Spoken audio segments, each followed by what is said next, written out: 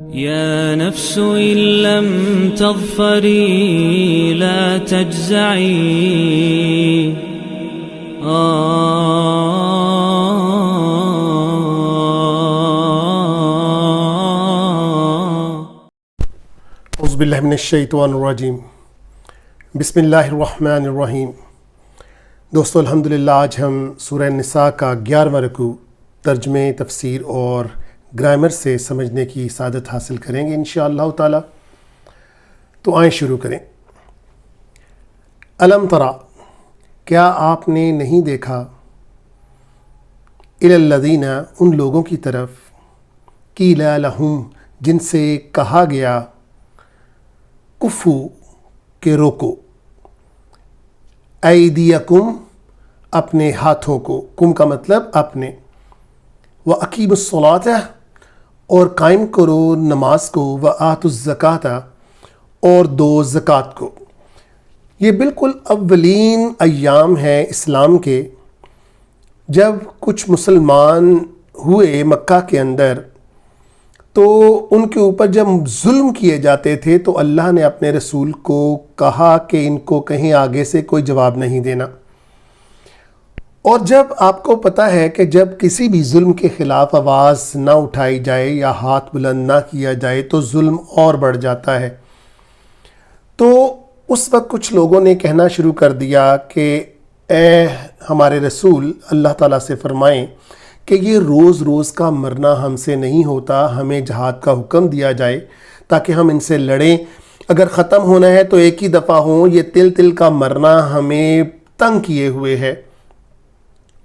تو یہ ایام جو تھے اصل میں اللہ تعالیٰ ان کی ٹریننگ کر رہے تھے کہ ان کے اندر صبر آئے، اور یہ بالکل اگر وہیں پہ قتل و غارت اور ایک لڑائیاں شروع ہو جاتی تو بالکل بھی وہ معاشرے کے اندر اسلام پنپ ہی نہیں سکتا تھا۔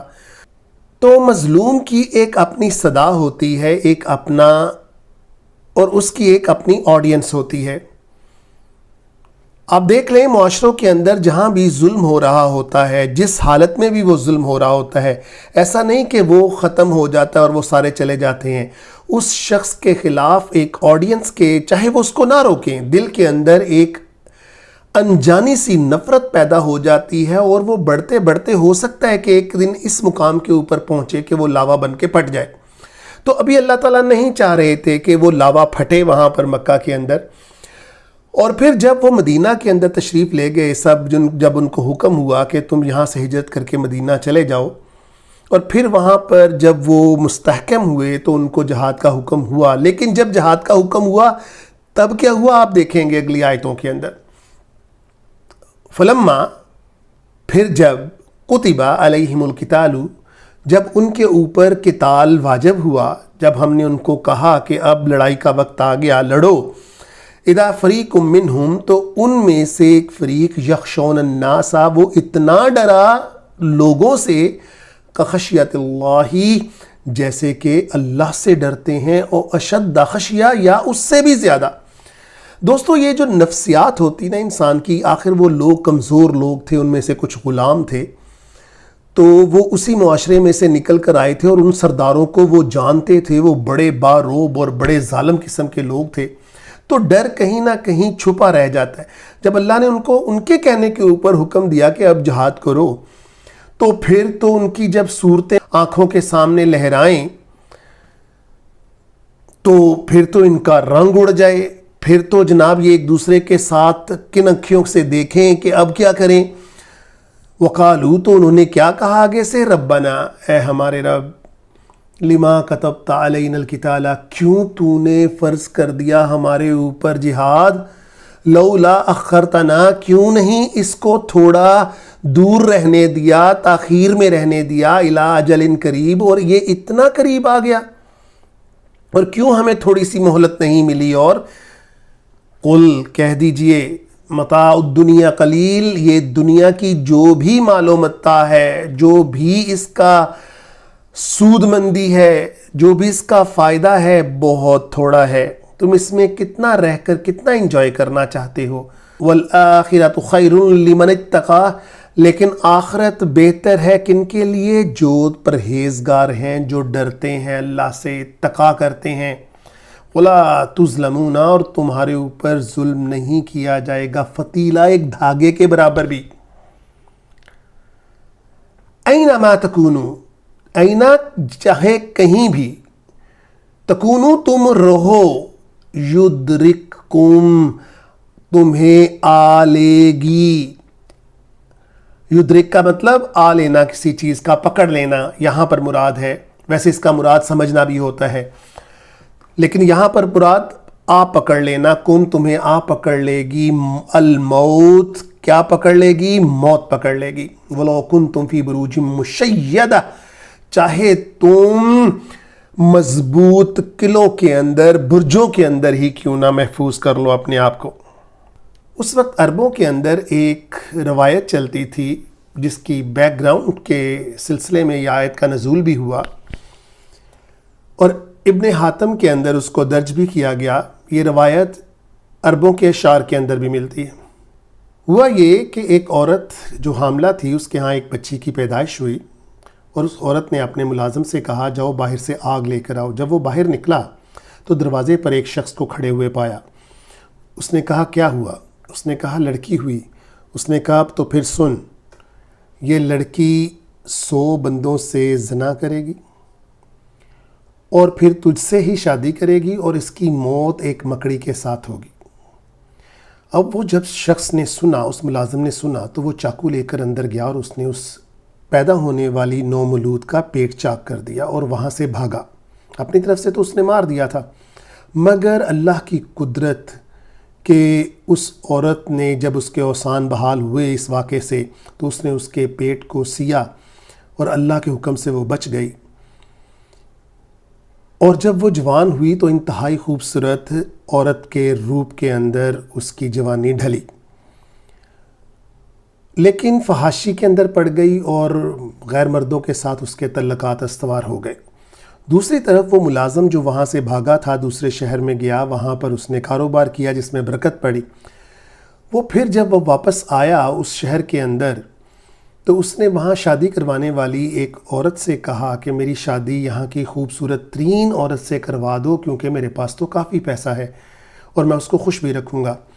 اس عورت نے جب یہ سنا اور وہاں پر ڈھونڈتی ہوئی نکلی، تو اس کو بتایا گیا کہ وہ فلاں عورت ہے تو بہت خوبصورت، لیکن اس کی شہرت کچھ اچھی نہیں، لیکن کیونکہ اس کی شرط تھی کہ اس نے خوبصورت ترین لڑکی سے ہی شادی کرنی ہے، تو اس نے جا کر اس لڑکی کے سامنے اس کی یہ درخواست رکھی۔ عورت نے قبول کیا۔ جب شادی کی رات تھی تو اس عورت نے پوچھا کہ تو کون ہے، کہاں سے آیا؟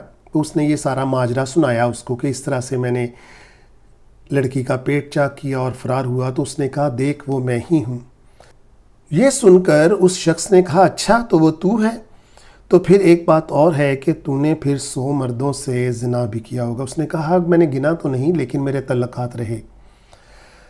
وہ عورت اس قدر خوبصورت تھی کہ اس مرد نے اس کو نہ چھوڑا، بلکہ اس کے لیے اتنی محبت دل میں پیدا ہوئی کہ اس کے لیے ایک بہت بڑا قلعہ تعمیر کیا۔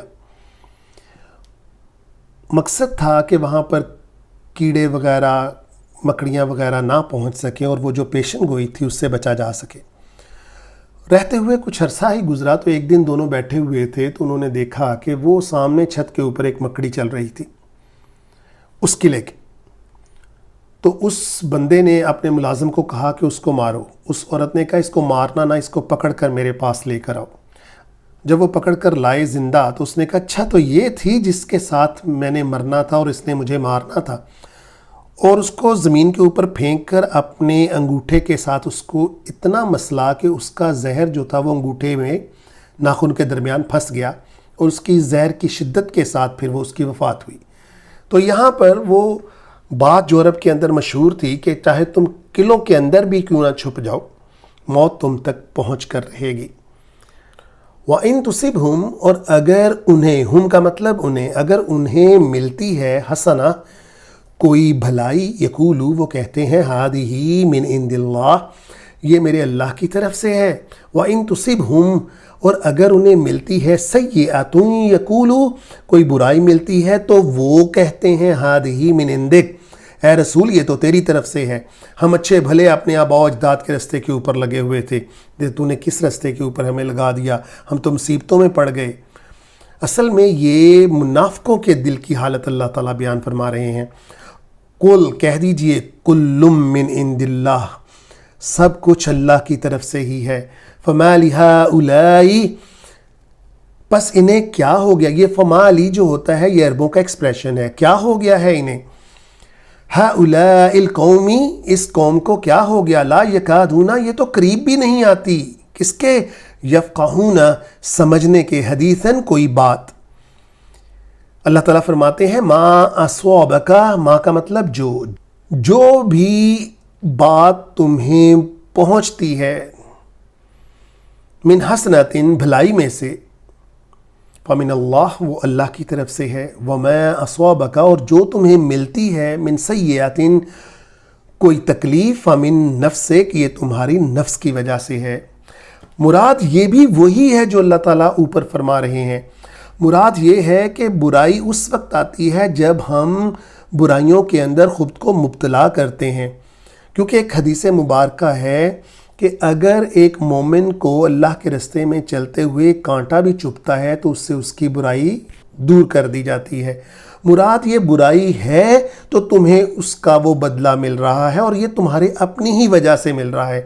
وَأَرْسَلْنَاكَ لِلنَّاسِ، اور ہم نے تمہیں بھیجا لوگوں کے پاس کیا بنا کر؟ رسولاً، رسول بنا کر۔ وَكَفَى بِاللَّهِ شَهِيدًا، اور اللہ تعالیٰ بہت کافی ہیں گواہ ان سب باتوں کے اوپر۔ من یطع الرسول، جس نے بھی فرما برداری کی رسول کی، فقد اطاع اللہ، اس نے اللہ کی فرما برداری کی، اللہ کی اطاعت کی۔ ومن تولا، اور جو پھر گیا، فما ارسلناک، تو پھر آپ کو نہیں بھیجا، علیہم، ان کے اوپر، حفیظا، کیا بنا کر؟ نگہبان بنا کر۔ پھر آپ پریشان مت ہوں، جو پھرتا ہے وہ اپنی کمائی کے بدلہ خود لے گا، آپ اس کے اوپر نگران نہیں، نہ ان کے بارے میں آپ سے پوچھا جائے گا۔ نبی پاک کو اللہ تعالیٰ تسلی دے رہے ہیں یہاں پر۔ وَيَقُولُونَ طَاعَةٌ، اور جو کہتے ہیں کہ ہم نے اطاعت کی، فَإِذَا بَرَزُوا، اور جب وہ اٹھ کر باہر نکلتے ہیں، مِنْ عِنْدِكَ، آپ کے پاس سے، بَيَّتَ طَائِفَةٌ مِّنْهُمْ، ان میں سے طائفہ، ایک گروہ، بیعت کرتا ہے، مشورے کرنے شروع کر دیتا ہے، یعنی آپ کے خلاف، آپ کی باتوں کے خلاف، غیر الذی تقول، جو آپ نے کہا اس کے برخلاف۔ واللہ، اور اللہ تعالیٰ، یکتب، لکھ لیتے ہیں، ما یبیتون، جو یہ مشورے، صلاح مشورے کرتے ہیں۔ فاعرض عنہم، لیکن اللہ تعالیٰ اپنے رسول کو کہتے ہیں ان سے درگزر کرو، منہ پھیر لے، کیونکہ یہ اس قابل نہیں ہے کہ ان کی طرف توجہ کی جائے، نمبر 1، اور نہ ہی یہ اس قابل ہے کہ یہ آپ کو ہمارے ہوتے ہوئے کوئی نقصان پہنچا سکیں۔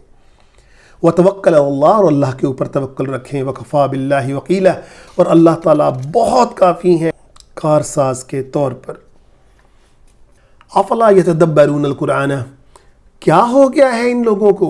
حیرت کا اظہار ہے افلا، یا وہ تدبر، غور نہیں کرتے، کس کے اندر؟ قرآن کے اندر۔ وَلَوْ كَانَ مِنْ عِنْدِ غَيْرِ اللَّهِ، اگر یہ ہوتا کس کی طرف سے؟ کسی غیر اللہ کی طرف سے، تو پھر اس میں کیا ہوتا؟ لَوَجَدُوا فِيهِ اخْتِلَافًا كَثِيرًا، تو اس میں تم بہت سارا اختلاف ڈھونڈ لیتے، لیکن اب اللہ تعالیٰ فرماتے ہیں ساری دنیا لگ جائے اس میں سے اختلاف نہیں ڈھونڈ سکتی۔ وَإِذَا جَاءَهُمْ أَمْرٌ مِّنَ الْأَمْنِ أَوِ الْخَوْفِ، اور جب آتی ہے ان کے پاس امر، کوئی خبر، من الامن، امن کے اندر یا خوف کے اندر، اذاؤوا بہ، تو یہ اس کو مشہور کرنے شروع کر دیتے ہیں، تو اس کا وہ پرچار کرنا شروع کر دیتے ہیں۔ وَلَوْ رَدُّوهُ، اگر وہ پلٹا دیتے اس کو کس کی طرف؟ الی الرسول، اللہ کے رسول کی طرف، وَإِلَىٰ، یا ان کی طرف، اولی الامر، جو ان میں سے زیادہ قابل سمجھ لوگ ہیں، جو معاملے کو سمجھنے والے ہیں، منہم، ان میں سے، لَعَلِمَهُ الَّذِينَ، تو یہ لوگ جان لیتے، یستنبطونہ، جو تحقیق کا مادہ رکھتے ہیں، منہم ان میں سے، یعنی ان میں سے پھر وہ اگر اس کو پلٹا دیتے ان لوگوں کی طرف جو تحقیق کا مادہ رکھتے ہیں تو ان لوگوں کو معاملے کا فہم ہو جاتا، علم ہو جاتا۔ اس کی شان نزول سن لیجئے کہ ایک دفعہ مسجد کے اندر کچھ صحابی کھڑے یہاں پر کچھ باتیں کر رہے ہیں، کچھ صحابی ادھر کونے کے اندر کھڑے ہوئے بات چیت کر رہے ہیں۔ تو اتنے میں حضرت عمر فاروق رضی اللہ تعالیٰ عنہ وہاں پر نمودار ہوئے اور انہوں نے پوچھا کیا ہوا؟ تو انہوں نے کہا حضور صلی اللہ علیہ وسلم نے تو اپنی بیویوں کو طلاق دے دی۔ اب یہ جو وہاں پر ساتھ ان کے شامل ہو جاتے، مگر انہوں نے کیا کیا، وہاں سے نکلے اور سیدھا رسول صلی اللہ علیہ وسلم کے پاس پہنچے اور کہا یا رسول اللہ کیا آپ نے اپنی بیویوں کو طلاق دے دی؟ تو آپ نے کہا بالکل بھی نہیں۔ تو آپ وہاں سے پلٹے اور لوگوں کو کہا کیا ہو گیا ہے تمہیں؟ نبی صلی اللہ علیہ وسلم نے اپنی بیویوں کو طلاق نہیں دی ہے۔ تو اس کا ذکر یہ ہو رہا ہے کہ کیوں تم اپنے اندر ایک بات کو جان کر اس کی مشہوری شروع کر دیتے ہو۔ وَلَوْلَا فَضْلُ اللَّهِ عَلَيْكُمْ، اگر تمہارے اوپر اللہ کا فضل نہ ہوتا، وَرَحْمَتُهُ، اور اس کی رحمت نہ ہوتی، لَاتَّبَعْتُمْ، یہ لا نہیں ہے، لَاتَّبَعْتُمْ، تو تم پیروی شروع کر دیتے کس کی؟ شیطان کی، الا قلیلا، ما سوائے چند لوگوں کے۔ فقاتل فی سبیل اللہ، اللہ کے رستے میں جہاد کرتے رہو۔ یہ نبی صلی اللہ علیہ وسلم سے اللہ تعالیٰ فرما رہے ہیں ڈائریکٹ، لا تکلفو، تم ذمہ دار نہیں ہو، الا نفسک، ما سوائے اپنے نفس کے، یعنی اگر کوئی نہیں بھی چلتا تم پھر بھی جہاد کرو۔ یہ حکم نبی صلی اللہ علیہ وسلم کے لیے، لیکن ساتھ ہی اللہ تعالیٰ فرما رہے ہیں وَحَرِّضِ الْمُؤْمِنِينَ، لیکن رغبت دلاتے رہو مومنین کو، کیونکہ انشاءاللہ مومنین تمہارا ساتھ ضرور دیں گے۔ عَسَى اللَّهُ، ممکن ہے کہ اللہ ان یکفّ، کہ وہ روک دیں، کف کا مطلب ہوتا ہے روکنا، کہ تم ڈرتے ہوئے جو ساتھ نہیں دے رہے رسول کا، جہاد کے اندر نہیں نکل رہے، تو بہت ممکن ہے جس چیز سے تم ڈر رہے ہو اللہ تعالیٰ اس کو ہونے ہی نہ دے، کہ وہ روک دیں۔ باسا کا مطلب ہوتا ہے جو جنگ کے لیے بالکل تیار ہوں افراد، کفرو جو کفار ہیں ان کو ہی روک دے۔ واللہ اشد بأسا واشد تنکیلا، اور اللہ ہی ہیں سب سے شدید سخت لڑائی دینے والے اور سب سے زیادہ سزا دینے والے۔ وَمَن يَشْفَعْ شَفَاعَةً حَسَنَةً، اور جو کوئی بھی سفارش کرے گا بھلے کام کی، حسنہ کا مطلب بھلا کام، یکن لہو نصیب منہا، تو اس کے اندر سے اس کا شیئر ہوگا۔ نصیب بہت دفعہ گزر چکا یہ لفظ، اس کا مطلب شیئر، تو اس کا نصیب اس میں سے ملے گا، اس کا شیئر اس میں سے ملے گا۔ وَمَن يَشْفَعْ، اور جو شفاعت کرے گا، سفارش کرے گا، شفاعتاً سیئۃ یکن، تو کیا ہوگا؟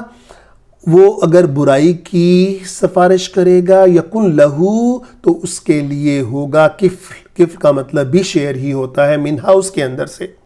وَقَانَ اللَّهَ عَلَىٰ كُلِّ شَيْءٍ مَقِیتًا، اور اللہ تعالیٰ نگرانی کرنے کے لیے بہت کافی ہیں۔ وَإِذَا حُيِّيتُمْ، جب وہ تمہیں سلام کریں، بِتَحِيَّةٍ، تو تم بھی اس کا جواب دو، فَحَيُّوا بِأَحْسَنَ مِنْهَا، جواب دو ان سے زیادہ اچھا جو تمہیں کہا گیا، اور ردوها، یا اسے ہی پلٹا دو کم از کم۔ تو یہاں پر ہمیں ایک رغبت دلائی جا رہی ہے کہ اگر کوئی ہمیں سلام کرتا ہے تو ہمیں اس سے بہتر طریقے سے اس کا جواب دینا چاہیے، کیونکہ سلام ہے کیا؟ سلام سلامتی بھیج رہا ہے کوئی ہمارے اوپر، اگر وہ ہمیں سلامتی دے رہا ہے، ہمارے اوپر بھلائی چاہ رہا ہے، تو ہمیں کیا ہوا ہے کہ ہم کنجوسی اختیار کرتے پھریں۔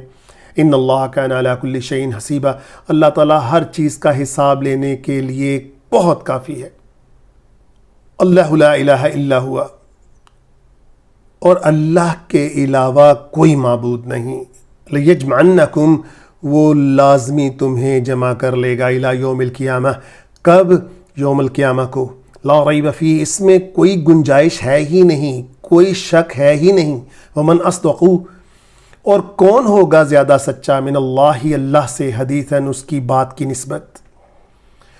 تو بہت امپورٹنٹ رکوع تھا دوستو، اس میں ہمیں بہت سی چیزوں کا پتہ چلا، اللہ کی اطاعت، رسول کی اطاعت، اور اس کی طاقت اور اس کی قدر، اور جو کسی کو بدلہ پہنچنا ہوتا ہے وہ پہنچ کر ہی رہتا ہے۔ اللہ تعالی ہمیں قرآن کو سمجھنے اور اس پر عمل کرنے کی توفیق عطا فرمائے. وآخر الدعوانا ان الحمدللہ رب العالمین. يا نفس إن لم تظفري لا تجزعي